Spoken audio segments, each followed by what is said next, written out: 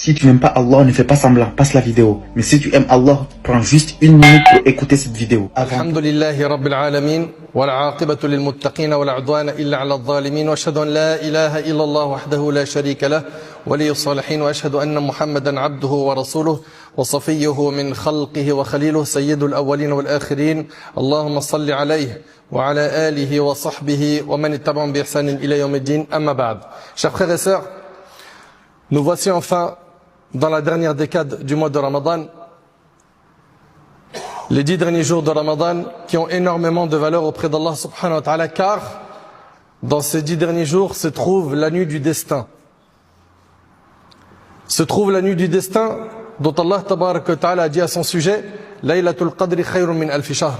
La nuit du destin vaut mieux que 1000 mois.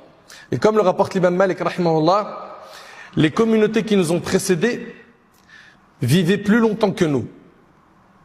Et Allah tabaraka wa ta'ala, pour nous compenser cela, il nous a accordé cette nuit qui vaut mieux que 1000 mois, qui vaut plus que 83 ans d'adoration. Cette nuit est cachée dans les nuits impaires de la dernière décade.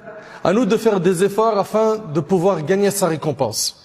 Et ceux et celles parmi nous qui vont rester insouciants, qui ne vont pas lui accorder d'importance, qu'il se rappelle du hadith rapporté par Ibn Khuzayma, où le prophète sallallahu alayhi wa sallam, dans le hadith d'Abi Huraira, il est monté sur le mimbar et il a dit Amin, Amin, Amin. Et dans une partie du hadith, le prophète sallallahu alayhi wa sallam a dit, certes, Jibril est venu me voir et a dit, celui qui atteint le ramadan et il ne lui est pas pardonné et rentre dans le feu, qu'Allah l'éloigne, c'est-à-dire qu'il soit anéanti. Dis Amin. Jibril a dit au prophète sallallahu alayhi wa sallam, dis Amin. Alors j'ai dit Amin. Le prophète sallam a dit Amin. Allahu Akbar. Le prophète sallam a fait dua pour qu'Allah humilie, anéantit celui qui va être exposé au mois de Ramadan et qui ne va pas en tirer profit. Il ne lui sera pas pardonné ses péchés, car cette personne-là n'a pas donné de valeur à ce mois. Est-ce que l'un d'entre nous aimerait être touché par la dua du prophète alayhi salatu wassalam?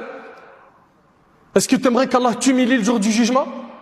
Si jusqu'à aujourd'hui, ton démarrage pendant ce mois n'était pas au point, sache que les jours les plus importants de ce mois sont entre nos mains. Que la fin de Ramadan a beaucoup plus de valeur que son début. Et c'est pour cela, mes frères et sœurs, il faut impérativement valoriser les heures dans lesquelles nous nous trouvons. Valorisons-les. Faisons un maximum d'efforts. Je sais que certains parmi vous sont fatigués à cause du manque de sommeil, à cause de la fatigue physique. Mais rappelez-vous une chose, c'est que toute cette fatigue partira après Ramadan et il restera, bi'idhnillah, les récompenses. Qu'Allah tabaraka wa ta'ala accepte nos efforts. Le mois de Ramadan touche à sa fin. Et nous sommes entrés dans ces 10 dernières nuits, qui sont les meilleures nuits de l'année. Car elles contiennent la nuit du destin, qui est meilleure que 1000 mois. Le prophète, alayhi salatu wassalam, notre modèle, accordé à ces 10 derniers jours une attention particulière. Il redoublait d'efforts dans l'adoration. Alayhi salatu wassalam. D'après Aïcha radiyallahu anha, elle a dit, le messager d'Allah sallallahu alayhi wa sallam redoublait d'efforts durant les 10 dernières nuits de Ramadan, comme il ne le faisait à aucun autre moment rapporté par Muslim. Et selon Aïcha radiyallahu anha, le prophète sallallahu alayhi wa sallam, quand entraient les 10 dernières nuits de Ramadan, il les veillait en prière, réveillait sa famille et redoublait de ferveur rapporté par Bukhari et Muslim. Ici, il y a plusieurs points. 1, c'est qu'il veillait ses nuits en prière. 2, il réveillait sa famille. Mes chers frères, Allah ibarik fikum, rappelez-vous qu'Allah Ta'ala a dit Ya ayyuhalladhina amanu qu anfusakum wa ahlikum nara. Ô vous qui avez cru, préservez-vous ainsi que vos familles du feu. Tu es responsable de ta famille. Il n'est pas concevable que l'homme profite de la mosquée, l'homme profite de la salat, il prie à la mosquée, il lit beaucoup de Coran et la femme elle est occupée uniquement à accueillir des invités et à faire à manger et la vaisselle. Il faut que ton épouse, il faut que tes enfants également veillent la nuit, prient, accordent énormément d'importance au Coran, au dhikr. Ce n'est pas le mois des invitations, ce n'est pas le mois du ventre, c'est le mois des efforts. Mes chers frères, mes chères sœurs, parmi ce qui est recommandé dans ces 10 derniers jours, il y a la retraite spirituelle. Le fait de faire l'i'tikaf, de venir à la mosquée pour se consacrer à l'adoration d'Allah tabaraka wa ta'ala. D'y rentrer avant le maghrib et d'y sortir après le maghrib du jour d'après, afin de faire au moins 24 heures. C'est ce que préconise le madhab de l'imam Malik, rahimahullah. Celui qui ne peut vraiment pas, qu'il reste au moins quelques heures et qu'il se consacre à l'adoration d'Allah. Le prophète sallam consacrait les 10 derniers jours à rester à la mosquée afin de garantir la récompense de la nuit du destin. Aïcha radhiyallahu anha a dit, le messager d'Allah sallam se retirait à la mosquée pendant les 10 derniers jours de Ramadan et ce jusqu'à sa mort.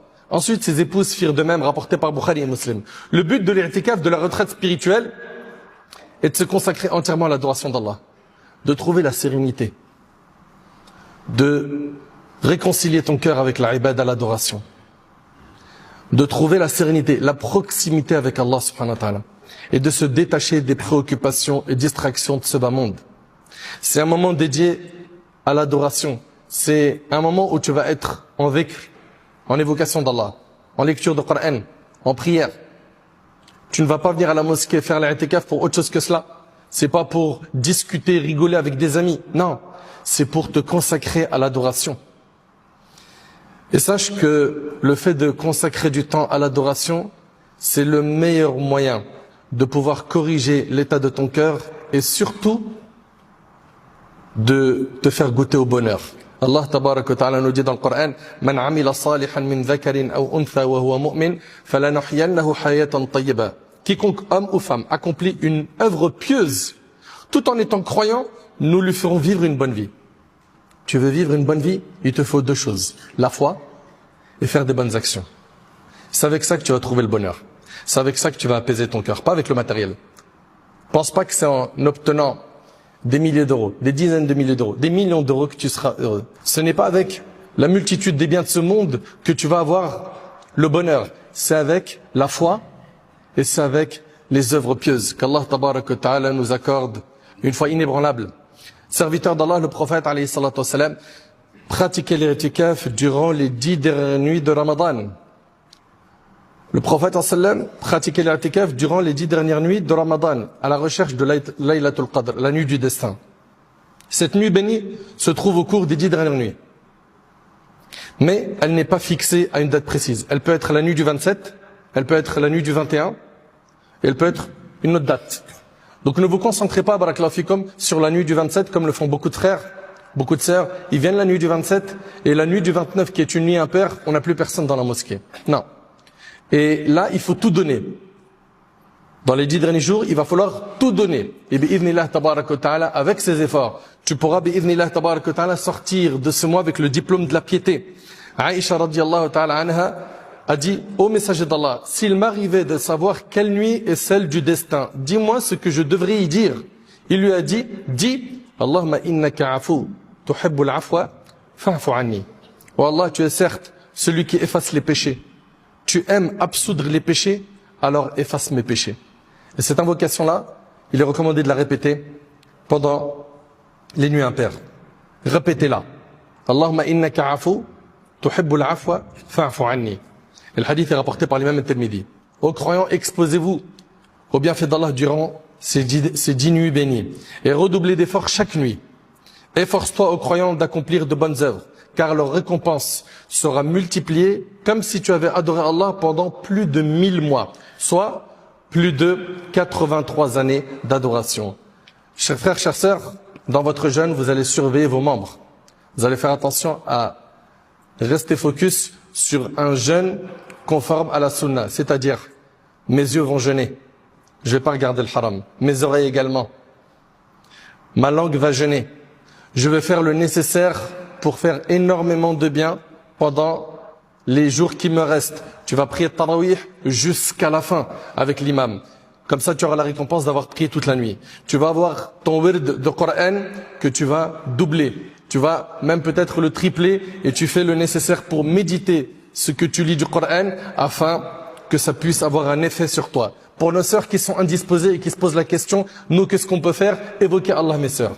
Invoquez Allah. Donc, faites du dhikr. Dites subhanallah, alhamdulillah, la ilaha illallah, Allahu akbar, etc. Également, invoquez Allah, faites des du'as. Et également, vous avez dans le madhab de l'imam Malik l'autorisation de lire le Coran. Lisez-le sur vos smartphones, sur des tablettes ou même un Coran français, arabe.